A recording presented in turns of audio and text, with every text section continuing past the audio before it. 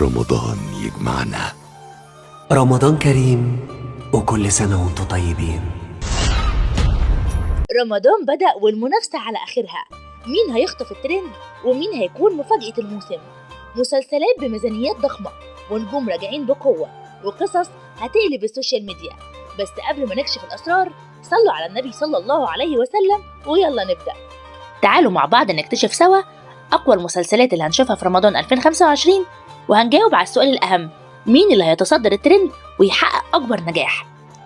أول مسلسل معانا هو مسلسل إيش إيش، دراما اجتماعية بتناقش قضايا معاصرة. الدراما الاجتماعية دايما بتشد الناس، ومحمد سامي دايما بيوعدنا بشيء مختلف. والمسلسل من بطولة مي عمر وماجد المصري.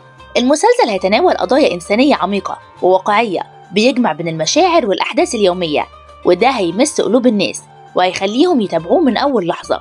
في رمضان 2025 توقع إنه هيكون من المسلسلات اللي هتحقق نجاح كبير. مسلسل حكيم باشا، دراما اجتماعية مشوقة. لو كنت من محبي المسلسلات الاجتماعية المثيرة فلازم تستنى مسلسل حكيم باشا، وهو من بطولة مصطفى شعبان. المسلسل ده بيجمع بين التحديات الشخصية والدراما القوية اللي هتخلي الجمهور يترقب كل حلقة. القصة هتكون مليانة مواقف مشوقة ومفاجآت، وده هيخلي الجمهور مش قادر يبعد عن المسلسل. ثالث مسلسل معانا هو العتاولة الجزء الثاني، أكشن وإثارة من النوع التقيل. لو انتم من محبين الأكشن يبقى العتاولة 2 مش هتقدروا تفوتوه، مع النجوم فيفي عبده ومحمد لطفي وأحمد السقا. المسلسل ده هينقلك لعالم من الإثارة والمطاردات بعد النجاح الكبير للموسم الأول.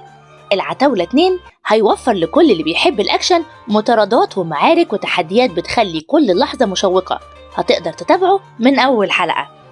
رابع مسلسل معانا وهو مسلسل المداح، دراما روحية وإثارة. المداح زي ما كلنا عارفين مسلسل مش زي أي مسلسل تاني، بطولة حمادة هلال.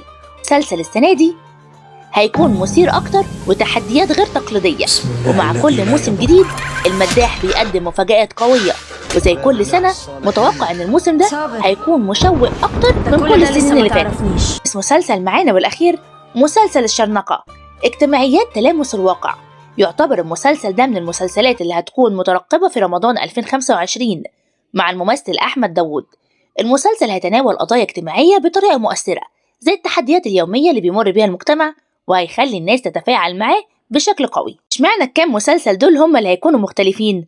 رمضان 2025 مليان بالدراما واللحظات المثيرة، وأعتقد إن التوقعات بتاعتنا هتكون صحيحة. مع كل حلقة جديدة هنشوف مفاجآت، وهنشوف مسلسل والتاني بيتصدروا الترند وبيحققوا نجاح كبير. في النهاية كل واحد فينا هيتابع المسلسل اللي بيعكس مشاعره. من الأكيد إن رمضان هيكون مليان باللحظات اللي هنفضل نفتكرها.